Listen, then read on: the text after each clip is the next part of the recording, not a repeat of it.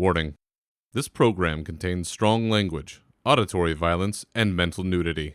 It is intended only for mature audiences. Listener discretion is advised.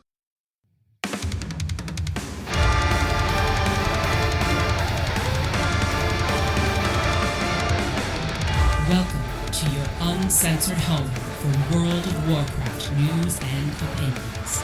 With your host, Berzerker, this is Unshackled Fury.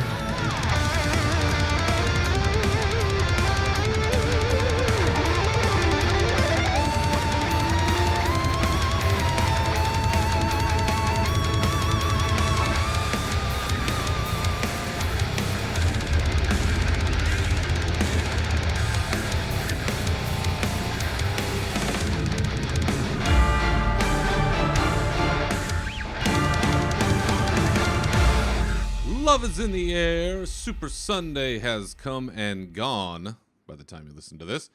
But eternity's end is at last on the coming horizon. So welcome back to your uncensored home for World of Warcraft news and opinions, Unshackled Fury. I'm your host, Berzerker. This is episode 103. And on today's show, we're giving one last deep dive into the now finally has a release date patch 9.2. Including details on Zereth Mortis and the Sepulchre of the First One's raid bosses. What in the world is an NFT? And why are people in our community suddenly talking about them in a weirdly roundabout way? And is Warcraft going mobile? All of that and more. But first, catching up on where I've been in the world of Warcraft as of late. I know it's everybody's favorite segment of podcast. Feel free to turn it off. You people. The raid team and I are banging away on the last phase of that heroic Sylvanas fight. It is a beast. This should be no more 15-minute fights. It's too much, honestly. It's ridiculous. A great fight in the sense that there are some cool mechanics and it goes some places. So don't get me wrong. It's well designed in that way, but 15-minute pulls that end, 10-plus minute pulls that end calamitously, it's not fun. That's not so great. And here we are. We've got, I think, 2 weeks left. We'll talk about that in a little bit, but we're running out of time. Those of us out there that have yet to get that ahead of the curve achievement, we're running out of time. We're getting there, so banging away on that. And last Saturday night, if you didn't get a chance to see this, I was lucky enough to participate once again in the D&D game that Jin from a variety of places you may have seen, Morley Gray in the old days, and more recently Live Laugh Lore, running a great D&D game. We had a ton of fun this past Saturday night. Best session, I think, that we've had so far. Had some combat, had some intrigue. We went shopping. It was fantastic. So if you haven't had a chance to check that out, keep your eye out. We don't do a lot of advertising, let's say, for that. So it is a little spur of the moment. I would say mid-March is when we're probably looking at our next stream. So I might give this away maybe March 12th. We'll see. But keep your eye out. It's been a fun time, and I really appreciate getting to come along on that. And hopefully, in addition to that, you may see me make an appearance somewhere else in the Warcraft community sphere, somewhere soonish. Hoping for something. So keep your eye out for this. And I also want to say a hello to all of you listening out there on Warcraft Radio. That's right. As you know, this show, beginning of this year, first of the year, this show is part of Warcraft Radio, and I want to say hello to anyone's listening on the radio stream. Thanks for dialing it in and checking it out and seeing what's going on. Warcraft Radio has been a good partner for me so far. No complaints, and true to their word, nobody has tried to clamp down on anything I've said or done. There haven't been any ads playing unexpectedly, which is great. And, you know, it's... Attention, Unshackled Fury listeners. Oh, no. Do you like WoW? Of course you do. Do you like English ladies telling horse stories? Of course you do. Then tune in Tuesday nights at 5 p.m. Eastern for Girls Gone WoW. Yeah. Only on Warcraft Radio. Oh, God. Well, yeah. Mostly ad-free. Mostly ad-free. I guess they're bound to sneak one in every once in a while. So, you know. Attention. Oh, no. Unshackled Fury No. listeners. No. Do you like Azeroth? Of course you do. No. Do you like two dudes arguing about it? Oh, of goddamn. course you do. Then tune in Saturdays at 3 p.m. Eastern for 4 Azeroth. Only on Warcraft Radio. This is obnoxious. You gotta be kidding me. No more ads. No more ads. We're not doing this. I told you, we are not doing this. No, we are not doing this. This is... Attention, damn it. Unshackled Fury listeners. Do you like PvP? Of course you do. Do you like it technical? Of course you do. Then tune in Thursday nights at 5 p.m. Eastern for Technically PvP. Only on Warcraft Radio. Come on now. Come on. That's enough. That's enough. No more. I'm getting my contract. We're gonna have to make another call here. This is getting to be too much. No! Attention, Unshackled Fury listeners. What? Do you like it when it's sunny? Of Oh, course no. you do. Do you Oh, no. like Stormwind? Of course you do. They're Then not even tune in- on. They're not even on. All right, fine. Is that it? Is that it? Got any more? No? All right. As I was saying before that, Warcraft Radio... Attention, Unshackled Fury listeners.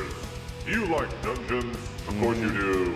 Do you like a woman smarter than you describing their history? Of course you do. That's true. Then tune in Sundays at 6 p.m. Eastern for Dungeon Fables. Only on Warcraft Radio. All right, well... Okay. Allie's good peep, so I'll let that one fly, but... Looks like we're going to have a little conversation after this episode is over. No more ads on this show. We don't do that here. A promise was made. Promise needs to be kept. It's ridiculous.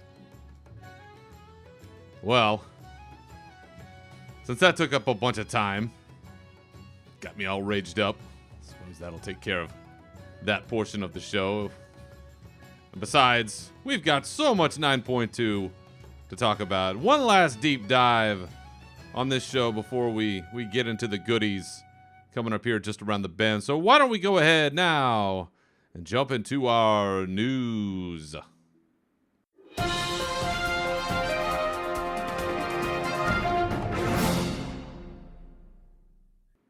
So the folks at Blizzard must have heard commandment number 6 for Unshackled Fury, that I'm always the last to report on the news, and I really appreciate that for once they made a big announcement before I had to record an episode, and that big news is that patch 9.2 Eternity's End will be here just around the bend on February 22nd. Less than 2 weeks. Less than 2 weeks between the time of the announcement and the drop of the patch. Something that we have all been eagerly awaiting. Something that a few of us, I think, had an eye on, not because of developmental mishigas, but because the Sylvanas book, if you'll remember, originally was supposed to release on this date, on February 22nd. And when it was moved, I know a lot of us were going, that seems suspicious. That timing worked out pretty well. Does this have something to do with the patch? And poor Christy Golden, she went out there and was like, well, we're just, I think she tweeted something to the effect of, well, we're just trying to get it right. Okay. I don't blame Christy Golden for trying to run maybe a little interference. Maybe there was something else to it. Maybe it all ties together somehow, but that was the original release date for this book, was February 22nd. Now it is March 29th. You still have time to order it. I recommend that you do. Anytime these books are coming out, they're great supplemental material. Whether or not they have direct bearing to what's in the game or not, that is a matter of debate elsewhere. But these books are always fantastic. And maybe some 4 stars out of 5 and some 5 stars out of 5. But they're always really good to help flesh out characters and events and what's going on. And with Sylvanas, a very complicated legacy. As I talked about on the last episode, the whole thing with Alex Afrasiabi and just deciding that this was the character turn that Sylvanas was going to take, but didn't have a conclusion. And the Warcraft team had to pick up those pieces, and what a mess. So maybe this book will kind of put together the pieces of what we've been missing and will get us there. But nonetheless, February 22nd was the original release date and something that we were all looking at. And in the materials leading up to this release, there was certainly a very in-depth video, at least from what we get from Warcraft themselves, talking about Zereth Mortis and what to expect coming up. And has been mentioned several times all around this community, is that there is a very big lead up in the sense that we are being led to believe that this is the end of essentially the Warcraft saga as we know it, or at least a big chunk of it. Going back to Warcraft 3, a lot of World of Warcraft has been built out of the tendrils of that story, and they've gone different places with different characters, and they've come back and tied together. But there is a concerted effort being made to tell us, the player, that there is going to be a significant lens shift from 9.2, 9.25, and 10.0, the next expansion. So whatever happens here, it's like a big fucking deal. And we need to pay attention to it. And to help even further than just a video about what's coming in 9.2 and blah, blah, blah, they actually put out a cinematic early. Something that has rarely, if ever, happened. The Shattered Legacies cinematic, this is one of the sort of, they're not the fully CGI pre-rendered ones, if you haven't seen it. It's the sort of in-game but enhanced models, the in-game cinematic, the Taryn Gregory team, that group. And it really starts to set the stage thematically and for the story about where we're dialing in on this last hurrah. Specifically on Sylvanas, again, her complicated legacy. They go to great lengths to show that there is this similarity to a degree between what's happened to her, what's happened to Uther, this whole split soul thing. If you recall, Sylvanas had her soul, ripped out by Frostmourne. The jailer has given back her soul. We saw that at the end of the last raid. So she's now at a point where there's a reckoning, a soul reckoning. And as she's laying there like Sleeping Beauty on a fucking table, whatever that was, you have the various faction leaders arguing about what to do with her at that point. And most of them, Bane, Jaina, Thrall, are looking at her going, well, let's just leave her like this because look at what she's done. Does she deserve anything beyond being trapped in an eternal nightmare? Bolvar, being the more practical, looks at the situation and says, we have to find a way to get her out because she is connected to the jailer. She knows his plans, and she's the best chance that we have, like it or not. It's a shit sandwich, but everyone's got to take a bite, and we got to figure out how to make it as palatable as possible. Uther, having gone through the journey that he's gone through, we saw very early on the first Bastion cinematic, right, of him taking Arthas' soul and throwing him down into the maw. and the character arc that he's had to come back and go, yes, I was a pawn of the jailer myself. I've seen what can happen. And he touches her wound and sees the struggle going on between the Banshee and the Ranger, where she's reckoning with, at first, the Banshee is another entity. But then coming to the realization after Uther kind of brings her soul into his mind and his world, that they're one. And that is an important turn for that character. I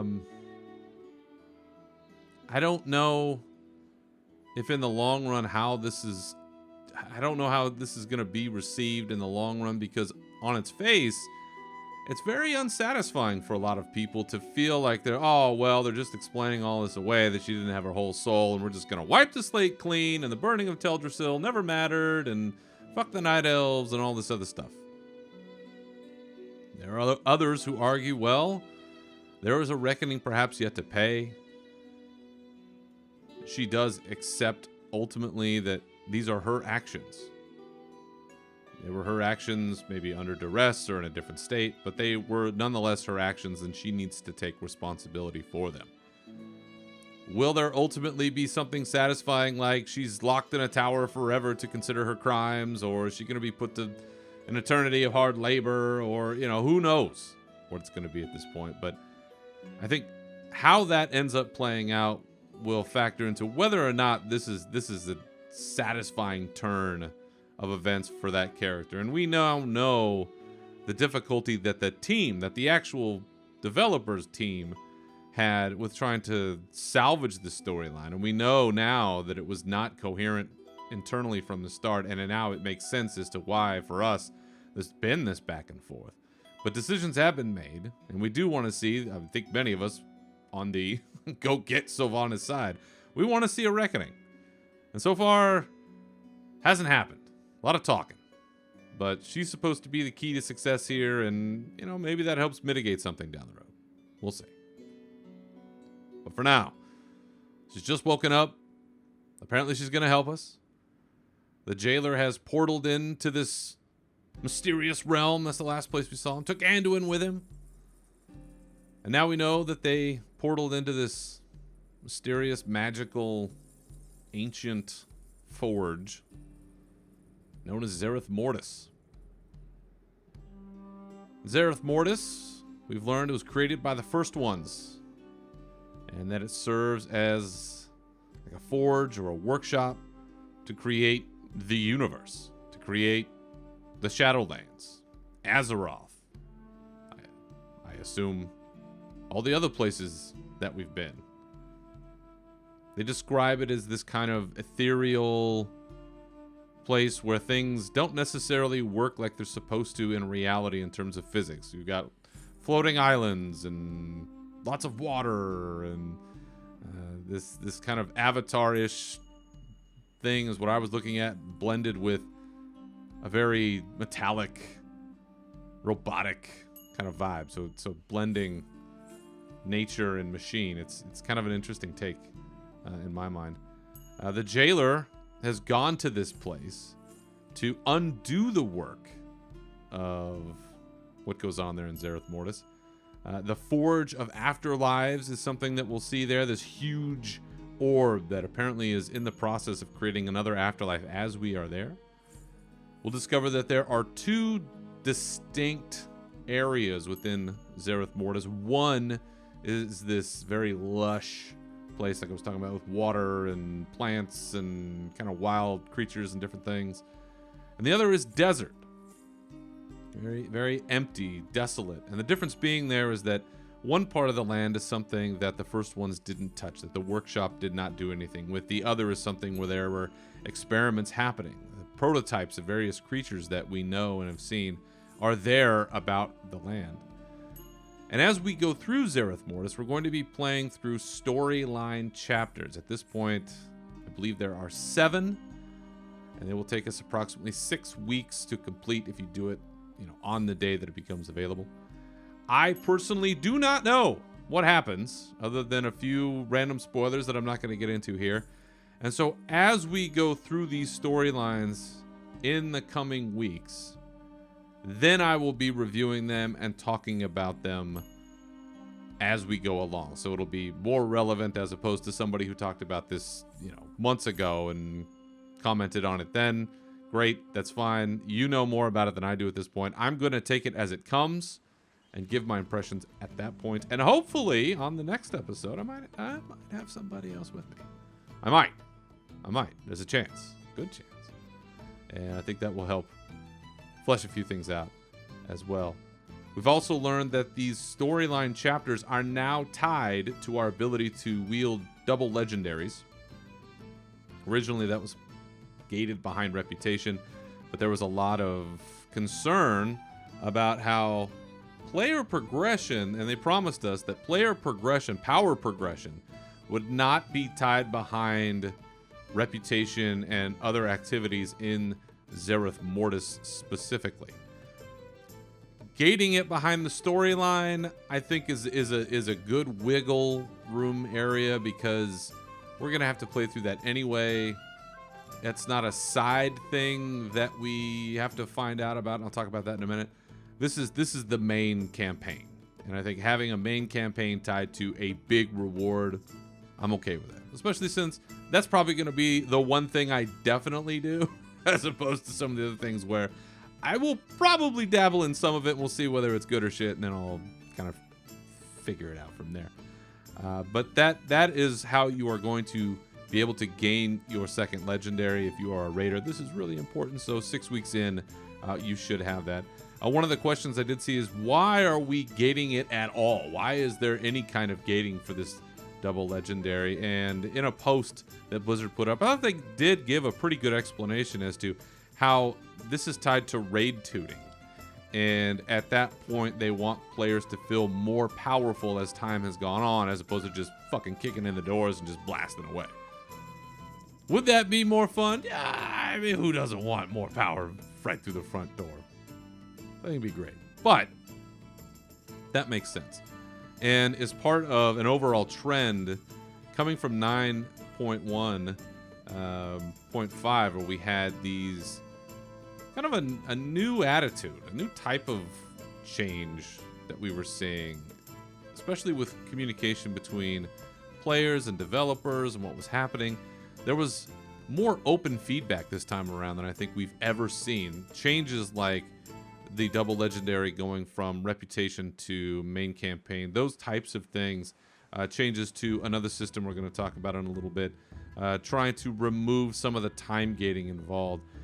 There was, at least from my vantage point as a content creator, more back and forth, more meaningful back and forth than we've seen in quite some time. And that is very heartening. And I hope that is something that continues going on, because this ain't the end, folks. I know there are those that call for the death of WoW, but it's not over yet.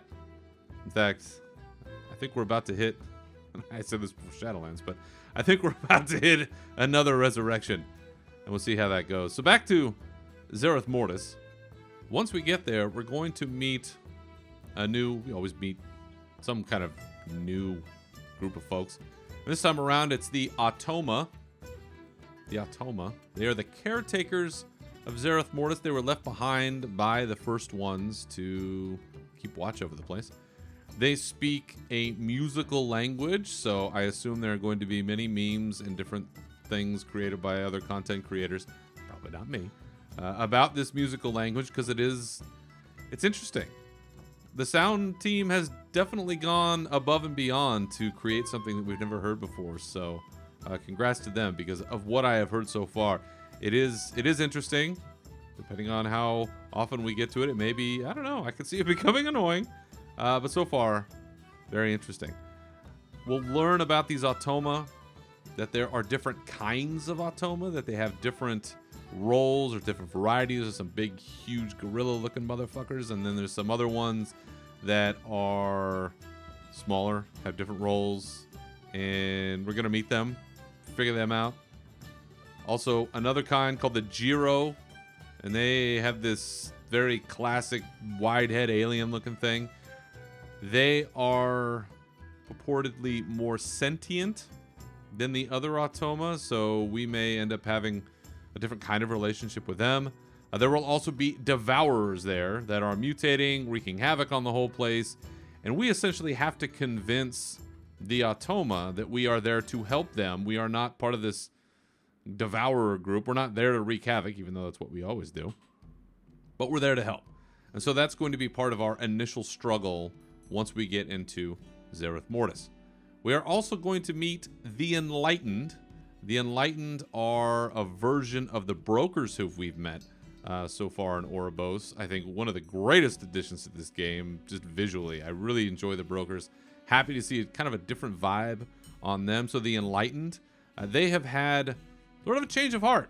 They were Brokers at one time, but many, many moons ago, they had a change of view, a change of heart, and now they see Zereth Mortis as this sacred place that they are there to also help take care of.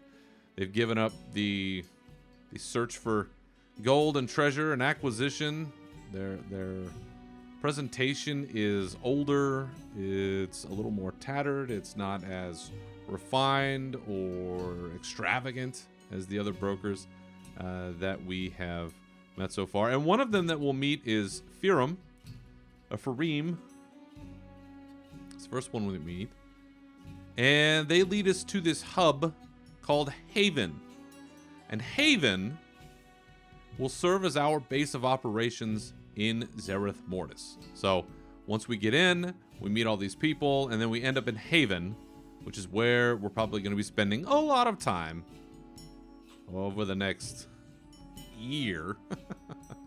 Don't know what 9.2.5 might bring in terms of another land, but if this is the last place we go before 10.0, I have a feeling we're going to be here for a long time. So enjoy it. Enjoy the Haven. Nice place to be. And that's where we're going to be operating out of in 9.2. The other big part of this, and this is the side activity, this is the not power progression side of things, this is the exploration fun stuff, is the cipher of the first ones. You've probably heard about this. We've talked about this before. But at some point, we have to learn how to communicate with the Automa. Of course, they speak this musical language. We don't understand it. We don't just, this isn't Star Trek. No universal communicator here banging away right away, just going, yeah, we speak the same language. Fantastic. No. They speak in this musical language, and they also have in written form this sort of runic language. During our time there in Zereth Mortis, we are going to bond with a construct who will also be helping us. And through them, we will use the cipher of the first ones to understand this runic language, to be able to communicate better with the Automa. And it's going to serve as a content unlock mechanism for us, the player. It's going to unlock other quests, other areas, vendor options, all sorts of stuff. So this is the side game that we were promised was not supposed to be tied to any sort of power progression. I haven't seen it so far. That's been a major concern at this point. There's always something, but overall, it looks as though they've been able to segregate those ideas appropriately. I talked about previously flying. Flying should be unlocked in the first couple of weeks, so getting around Zereth Mortis shouldn't be too much of an issue. But the big thing while we're there, for a lot of us raiders, is the sepulcher of the first ones. This is the joint. This is the spot. This is where the jailer was actually trying to get to. This is the jam.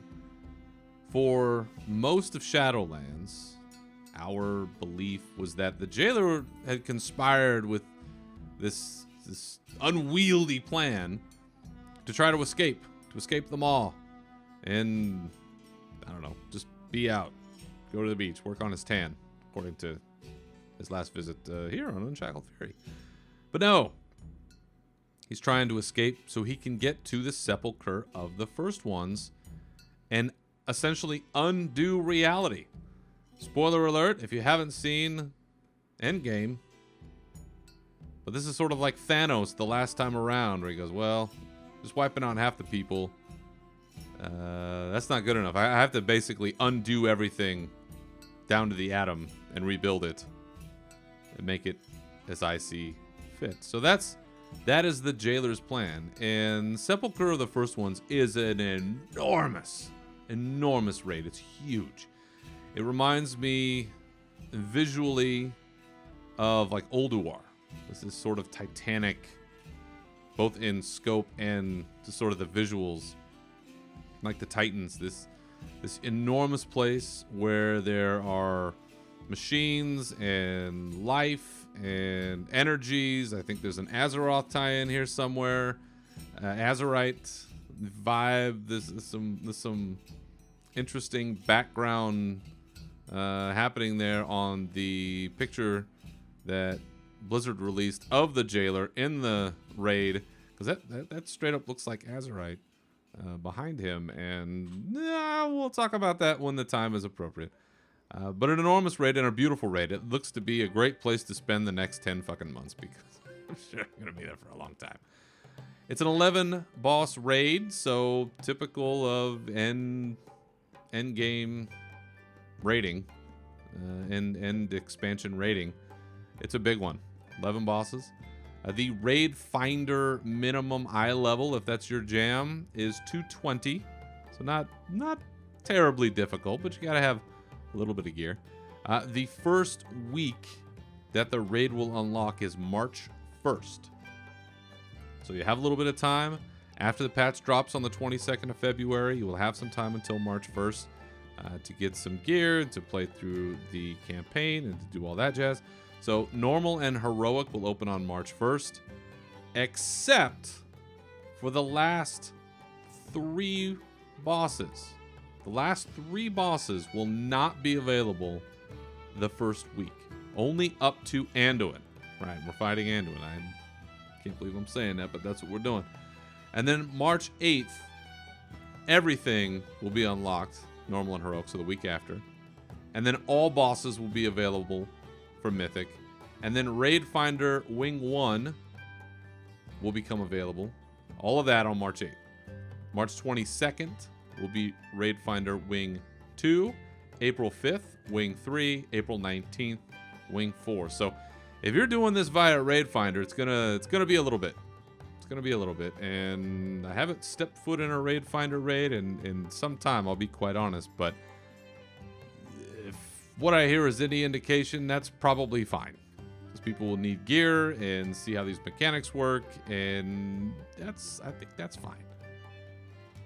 But it's interesting that we're ending on Anduin early, and those last 3 bosses are not available. Interesting vibe on that. And I'll talk about that here in a minute, but let's run through who the hell are we gonna see? If you're a raider, who are you looking at for the next 8, 9, 10 months? I don't know, maybe 2 months. Maybe you're a badass team and you clear through it. Good for you. But who are we gonna see? Well, right up, we got to have a guard dog. Someone's got to be at the front door. That's the Vigilant Guardian. And it says here, this eternal guardian lies in wait, keeping a timeless vigil over the entrance to the sepulchre of the First Ones. This big orb-looking dude. And I haven't looked at the dungeon journal yet, so can't say I know a whole lot about what he's going to do. But got to get through the guard dog. Big orb dude. Let's get him. Once we get through the front door,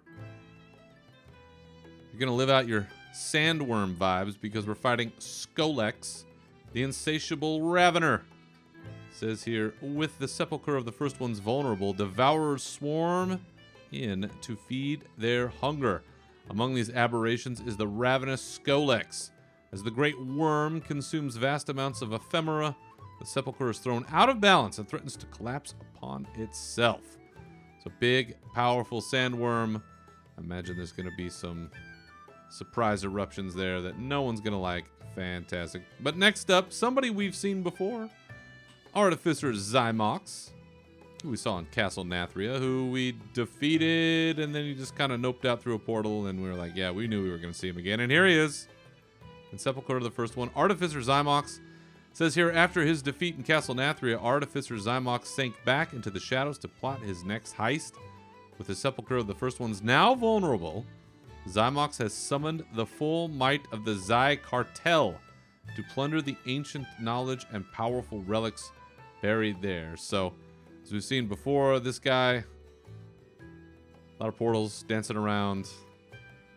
God help us. But at least this time, let's defeat him, beat his cartel, take all their gear. That'll be fun. Next up, Desonye. I'm going to guess that's how you say it. Desonye, the Fallen Oracle. Dominated by the Jailer, and this is the theme that we see. A lot of good folks going bad, being dominated with domination magic. Dominated by the Jailer, Desonye leads the Mawsworn, who we've seen before, in a battle to gain control of the Forge of Afterlives. The Jailer plans to use its power to unleash an eternity of torment upon all reality. Oh god, that sounds terrible. The Mawsworn, we've seen the Mawsworn before. Big bad dudes from the Maw. Big angel of death looking motherfuckers. They're fantastic. God, I love the art in this expansion. It's been so great. But Forge of the Afterlives, we talked about Forge of the Afterlives before. That is that big orb looking thing that's supposed to be creating another afterlife out there in Zereth Mortis. Well, that's going to come into play in this fight, so that should be fun. Next up, one of the more interesting fights, I think, and I'm really looking forward to this one, at least aesthetically. God only knows. It looks like a council fight, and that's just, brutal, oftentimes. The Prototype Pantheon says, bereft of the cosmic spirits of the Eternal Ones, these incomplete host bodies can only carry out their base directives without mercy or compassion.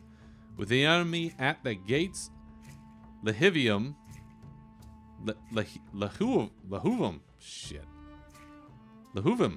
has little choice but to activate these dangerous prototypes. Probably should have practiced that one. So, in the description here, you can see like the Archon, and you can see the Primus, but these incomplete versions. And that, I think, is going to be one of the more challenging fights. I can see that being right in the middle of the raid and being a stumbling block for a lot of folks, because council fights, that's how this plays out. A lot of management, a lot of team management, and doesn't take a lot to go sideways on that. After that, so the one who essentially unleashed them on us, assuming that we defeat the Pantheon, the Prototype Pantheon, then we go on to fight this Lahuvum, Principal Architect. Says, with meticulous care, Lahuvum weaves ephemera into being in accordance with the hallowed will of the First Ones. Now this process is threatened as Mawsworn forces seek to claim this power. So again, these Mawsworn dudes breaking in, causing some trouble. And let's see what we get there. And now somebody is cutting the grass outside while I'm recording a world-class podcast. Cannot believe this. Next up, Halundrus, the Reclaimer. For eons, Halundrus traversed the cliffs of the sepulchre of the First Ones, fulfilling its sacred purpose of reclaiming ephemera and returning it to the Great Cycle. With intruders now throwing this pattern into anarchy, the Ancient Keeper will do whatever it must to maintain order. So if you haven't seen this yet, this is what the ahead of the curve mount essentially is going to look like. It's this kind of tripod looking dude. We've seen versions of this elsewhere, and I want to say it was probably in StarCraft. It does have a very StarCraft vibe to it. It's a four-legged squatty bot looking guy, but that'll be fun. But that's really all a prelude to one of the most important probably fights in any raid ever, which is against Anduin Wrynn, the Lion's King, dominated by the Jailer's magic. It says here, controlled by domination magic, Anduin is being forced to aid the Jailer's plan to remake reality. As time runs out to stop him, the champions of Azeroth must make a difficult choice. Defeat the young king to save the cosmos, or risk everything in order to restore his soul. And that's going to be the culmination of the week 1 availability. And there is something significant about the end of this fight.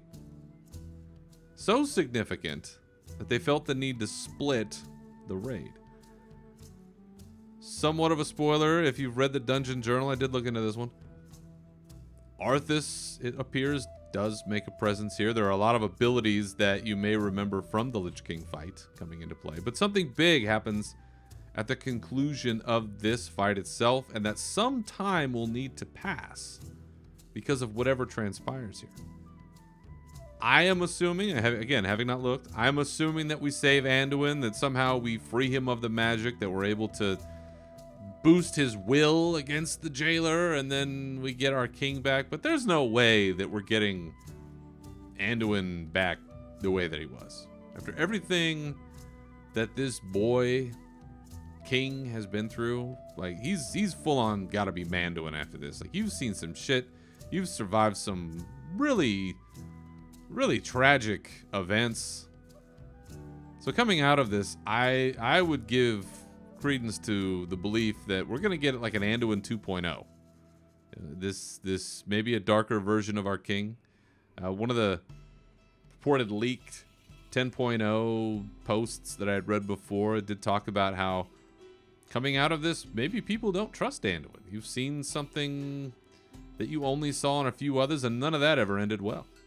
And so maybe Anduin is kind of looked at a little sideways from here on out. But I will be glad to have rescued our king once we do. I'm confident that we will. I'll be pretty pissed if we don't. But coming out of that, he's not going to be the same. And I do worry about the toll that this is going to take, because at some point, something's going to happen. And it's not going to be good. So, once we get through that fight, then we're on to see another old friend in the Warcraft universe. The next fight after this will be the Lords of Dread, and we are going to see Mal'Ganis and Contessa. Contessa is a character I believe that we met here in the Shadowlands in the Nathria portion of the world. But Mal'Ganis, we've seen Mal'Ganis for a very long time. Mal'Ganis is one of the Nathrazim, also responsible for luring Arthas to Northrend. That's a mouthful. And we saw him in the Culling of Stratholme. Remember that? We get to the end. Oh, blah, blah, blah. Come to Northrend. Chase me. And like, I'm going to come kick your ass. Like all that stuff. That was Mal'Ganis. And we've seen him before. He was at the Battle of the Broken Shore. And then, I don't know, noped out to wherever. Showed up again here in the Shadowlands. And now we're going to fight him and one other in a tag team match. In the description here, it says, using subterfuge and guile, the Nathrazim have worked for eons to bring the jailer's plan to fruition. Now, on the brink of their master's victory, they only need to complete one final task to ensure none are left to resist the new order of the cosmos. Nathrazim, always a nasty bag of tricks.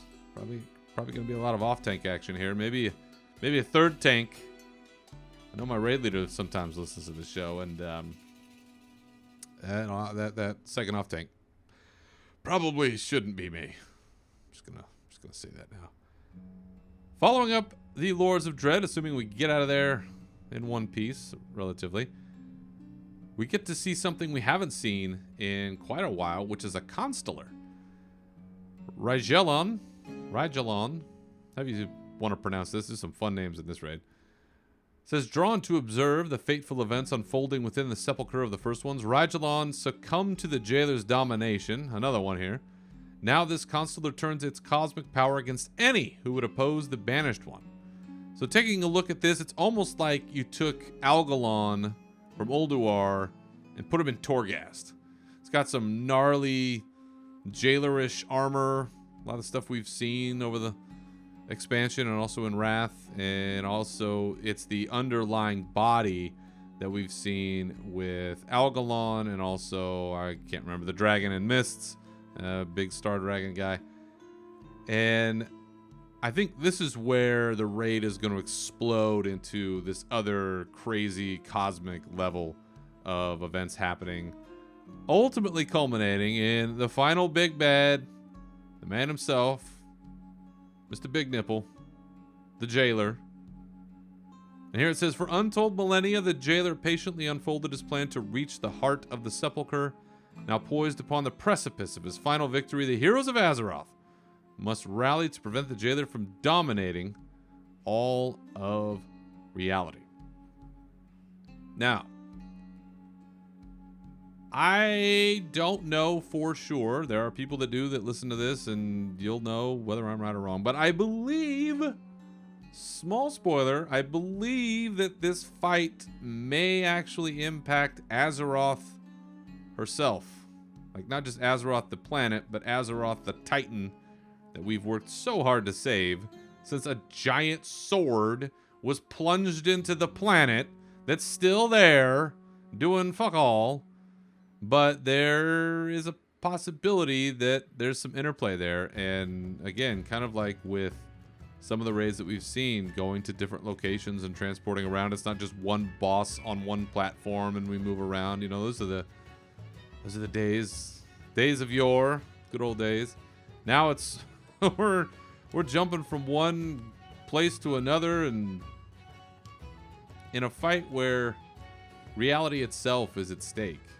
I think it would only make sense if we were going to some wild places, doing some wild things, and I have a feeling this will be another brutal, long slog to get through this one on heroic for some of us, but the potential is huge. The weapons and armor that drop in this raid aesthetically are phenomenal. I'm looking forward to gaining some more of those, but overall, it's a stacked lineup. If you were facing this in our reality, boy, you'd be looking at some trouble. But those are the 11 bosses. It's a strong lineup. Folks we know, folks we don't. This raid is likely to take us to the four corners of reality and beyond. So get ready. It's coming. March 1st, 2022. Sepulchre of the first ones. One last bit. We're also going to be looking at tier sets coming out of this raid. We talked about that before. The Progenitor tier sets. This kind of gold, metallic, a classic class silhouette vibe going on. The team decided to finally add tier sets back because they said it felt right for the story, and it's going to give us extra juice, extra powers. It just makes sense with all of the insane levels of cosmic power and authority and wildness going on that we too should be wildly powered. And these set pieces, this last bit here, will come from raiding, the Great Vault, and crafting. So we'll have a variety of ways to get those, and hopefully you like the way that your class set looks. I've seen mixed reviews for the plate set, but overall I dig it. I'm with it. We'll get ready. So February 22nd, patch 9.2, Eternity's End.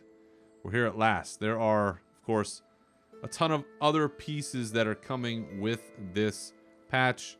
I encourage you to read the patch notes. As always, those will be posted right at the time of the patch going live, so you can dive in there and see everything you want about not just the raid, but the land and pets and mounts and achievements. And there'll be tons of articles on Wowhead and MMO Champion and Icy Veins and all your favorite content creators about each little niche that is particular to you, and what's good or bad. Was your character nerfed? Was your class just boosted to the sky? That never happens. Everybody complains, I think. But that'll be out there, so check it out. And let's see if we can save our reality as we know it and save our king. Another big announcement that was made, probably bigger than anything, that just came recently out of the House of Blizz, is that cross-faction play is finally coming to World of Warcraft. Now, it is not coming in this next patch. It is not in 9.2. So if you think it's a 9.2, don't be confused. This is actually coming in 9.25, which is also kind of a low-key way of announcing that, yes, there will be a 9.2.5. But cross-faction play, Horde and Alliance, will be able to play together in limited circumstances. Not going to be every time, in every way. But here's what you will get.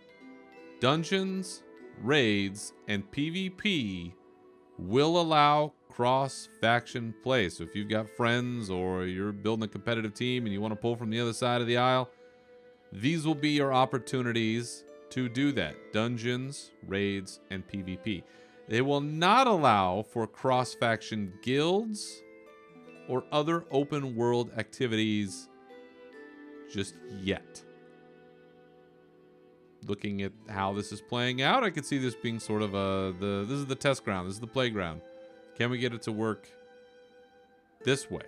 Does it break the game? Do people dig it? Like, how's that going? Because this is something that players have asked for a very long time. Now, I, being very faction-oriented in the way that I love the Alliance, I only play Alliance, I don't play Horde, I don't want to group with Horde. It's stupid. I mean, there's really no reason for it other than that's just how I like to play. That's what I like is Alliance stories. I don't know. That's who I align with. But practically speaking, there really is no reason why you can't do it if you've got friends that play on the other side of the factional fence. So this will be an opportunity for folks to do that in dungeons, raids, and PvP. For me, I don't know how that's going to change my play in particular, but I know for a lot of you, it's going to make a difference where you have friends or other folks that only play one side or another, or maybe they have one kind of tune that you're looking for, one class that you wish you could bring to the raid that somebody else has got leveled up somewhere else, and you can bring them in. Looking at where this comes into play, 9.2.5, that is the precursor to the next expansion. So is it possible that the next expansion contains a wider book on this subject? Maybe this is just the opening chapter of cross-faction play, and 10.0, perhaps 10.0 is where that opens up further. Maybe there are cross-factional guilds. Maybe there is that third faction that people have been asking for a long time, because Battle for Azeroth proved, if anything, we can start wildly on different sides, but then end up having to work together. And so one of the things that has been described is that they don't need to have some kind of event in game to explain how this is possible in terms of a lore reason, because Horde and Alliance have worked together many times. And so to be able to do that functionally in game, it does make sense. It does make sense. Is it a big deal to me personally? No. It's probably not going to affect me in really any discernible way, but I also realize I am probably an exception to this. So it'll be interesting to see how this plays out, but cross-faction play, 9.2.5, so probably, if this is coming out in February, late summer. You might be able to go into fall and play cross-factionally with your friends. And now for something completely different.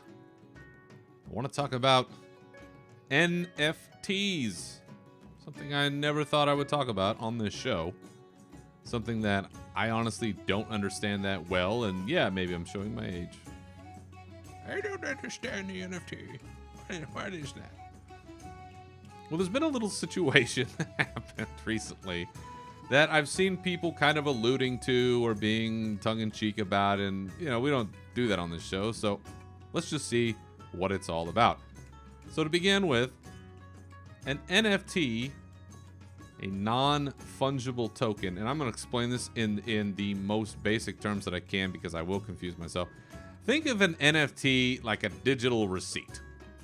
Like, here is a picture of, like a digital picture, something that you saw on the internet. And you want to own that digital art. Let's say it's a picture of the Unshackled Fury logo. Let's say it's that. And I want to sell that. So you pay me, let's say $1 for that digital receipt. That's in a basic way for the purpose of this conversation what an NFT is. Way more complicated, and I'm not going to get into this. People go, no, you fucker, that's not really how this works. For the purpose of this conversation, that's how I'm going to explain it. You have a digital receipt that you can show to anybody, and anybody can see that you own that digital piece of art. You now own like our cover art, let's say. Well, our old buddy Samwise Didier put out some tweets on February 5th. The first was just this really cool art piece that he did of a dwarf queen. It says "Hail to the Queen." Sorry, dwarf queen standing before her throne with a big axe, and there's a bunch of dwarves hanging out at a feast and just having a good time. Typical Samwise Didier stuff. But the reply to that, the next tweet that he sent is, "I have an NFT of this art coming out soon." It says "I has," but I think it means it has sound effects, music, and some animations that accompany the art. Also, the original piece of art, Bjorna, the Mountain Queen herself, goes with the highest bidder. So Samwise essentially saying here that he is going to sell an NFT. So you can have a digital receipt. You can purchase this digital asset, this piece of digital art, not physical. It's not like a painting you can hold in your hand. But this digital art, you will pay him, and then you will have essentially a receipt, a digital receipt that you can show people for this. And holy shit, did he get slammed for doing this. Or for saying that he was going to. Now, I haven't seen that he's actually done it yet, but there was loads of criticism and feedback, including from people at Blizzard, which you don't really see them kind of doing that often. But the first one I saw come up was from Kyle Hartline, who you might know better as Zorbix, at Zorbix on Twitter, saying, "This is an awesome piece of art, and I'd love to own an original or physical copy, but NFT? They're just a really bad idea all around. I'd politely urge you to reconsider going down that route." Oof. Celestalon. As someone who has looked up to you for decades, this disappoints me greatly, Sammy. Please reconsider. Happy to share resources about why NFTs are a destructive, amoral scam, if it would help. Best wishes to you. And on and on and on. And there are others that you might recognize. Artemis Howell. Morgan K says, "No, God damn it." And you can just go down and see that there is a litany of people very discouraged by this situation. And my understanding of it is one, on one hand, if an artist wants to do this, I don't care. Like me personally, I don't care that you want to sell your art and you want to, because I think this is stupid. Because right now I could right click and save this image. And maybe it's not the sound effect version, and maybe you don't put that up somewhere. But you see this all over the place where people are like, "Oh, buy this digital image and have this NFT and this digital receipt," where you can just save that thing, right-click save to your desktop. And you have that same piece too. It's stupid. The whole thing is stupid. I don't understand why this is a thing, but it's a thing. You have people claiming that they're paying millions of dollars for pictures of fucking monkeys and stuff. It's so dumb. It is so dumb. But if you're an artist that wants to do it, I don't care. The problem, at least the biggest problem that I see, is that one, this involves cryptocurrency, which there is mounting evidence that crypto is wildly bad for the environment. That the way in which it's mined through, graphics cards and computer equipment, thanks for that shortage, it is creating an enormous environmental cost. On top of the fact, like some of the other stuff I've talked about, it's just stupid and it's so easily scammed, and it does feel unethical to be like, yeah, you can own this thing when like other people can just right-click save and own it too. It's just really not the best. So you all know that I love Samwise Didier. I have his art. I have physical pieces of his art. One of them signed by him, hanging up right behind me in the office in which I currently sit. So I love Samwise, but I do have to question why this is the route that we're going down. Maybe it's because it's something different, and Sammy was just like, "Hey, I'm gonna give this a shot because I hear this is the jam, and I'm gonna try it out." And maybe he doesn't know about all the other extemporaneous stuff that feels bad about it. I don't know. I'm not him, but I haven't seen him post it yet, so I'm kind of hoping that he will backtrack on this and decide, you know what, maybe I won't do this. Because it's not well received, and he is still very high up at Blizzard. He's still a creative director, and I don't want... He's one of my golden people, man. I really don't want to see something bad happen to him or him do something stupid that tarnishes his legacy. And right now, it's on the verge. So again, me personally, I don't have a problem if you're an artist that's trying to make a buck that wants to do this, but Samwise, you don't need this, buddy. You don't need the hassle. You don't need the cash. I'm sure you're doing well at Blizzard. So maybe we rethink this one.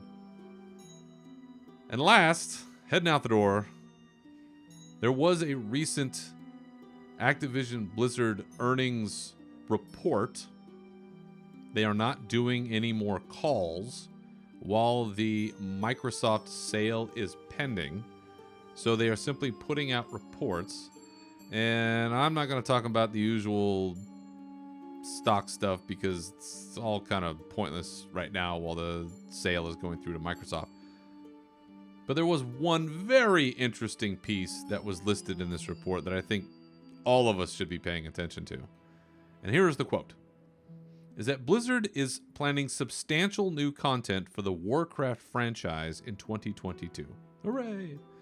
Including new experiences in World of Warcraft, which we knew about, and Hearthstone, which I think we always expect, and getting all new mobile Warcraft content into players' hands for the first time. Now that is a big one. And it's been theorized for many, many years about how Warcraft could be brought into the mobile scene. Diablo Immortal still hasn't been released. Much maligned many years ago during that disastrous BlizzCon presentation. But it looks like something will be coming out for Warcraft. Now, they didn't say release. They just said into players' hands for the first time. So to me, like Diablo Immortal, that screams of, well, we're going to have a beta or an alpha or something where a select group of people is going to get hands-on and get to see what this is. So what is it? What is the it? What is the thing? What are we going to be doing? Some people think it might be a return to old school RTS. Maybe this is the Warcraft 4 RTS that people have been looking for. And the mobile venue is how that's going to happen. Maybe it's not that exciting and it's just another extension of the app. Could be. I have said for a long time, and I still maintain that this is what's going on. Corey Stockton, who you may remember, used to be front and center in a lot of Warcraft presentations. He was at Mumper on Twitter, got caught up in the Cosby Suite deal, deleted everything, has pretty much disappeared from the scene, but I believe he still works there. And for years, I believed that he was working on, or was part of a team that was working on, a Pokemon Go style game for Warcraft. I still think that's what it is. Some kind of pet battle in the real world. I would dig that. I would play that. When I'm out on my lunch break walk, I would absolutely have that open every single day. Is that what it's going to be? 50-50. But I think it's something that, given the popularity of that game, that even still, it's waned from its height, but it's still something that many, many people play. And that move into mobile, and something that you can always have on, something that's easy to access, that to me screams the best opportunity. But who knows? I would love to hear your ideas. You, my dear listener, I would love to hear your ideas for what you think this mysterious Warcraft game could be. But overall, I'm happy to see that statement about our beloved franchise. It has been a very hard couple of years. It's been a very difficult year when it comes to Blizzard specifically, with the lawsuits and the departures of key staff and a whole bunch of other bad behavior. It's been a tough time. The length of time between patches has not been good. So as we come out of, hopefully, the pandemic this year, as the ship starts to get righted, as the bad people are leaving and good people are coming on board. Let's hope that 2022 is the year that we've been looking for Warcraft.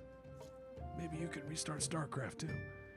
But Warcraft, with a variety of content, a new expansion, maybe some reimagined BlizzCon to kick all that off, who knows? But hopefully 2022 is the year that we've been looking for. And again, I would love to hear your ideas about what this mobile game could be. So send me a note. Send me your thoughts. I'll read them on the next show. We'll see what people think. All right. Well, that will do it for this episode. Thank you so much for listening. And remember, you can always follow me and this show on Twitter at Berzerker Rage and Unshackled_Fury. You can also join our Discord, links for which are in the profile of the show on Twitter and on our Warcraft Radio page. Feel free to contact the show with your questions, comments, or otherwise through any of those resources or unshackledfury.com. And you can find this show wherever you get your podcasts. So once again, thank you for listening. Remember to keep your swords wet and your banners high. And we'll see you next time. Farewell.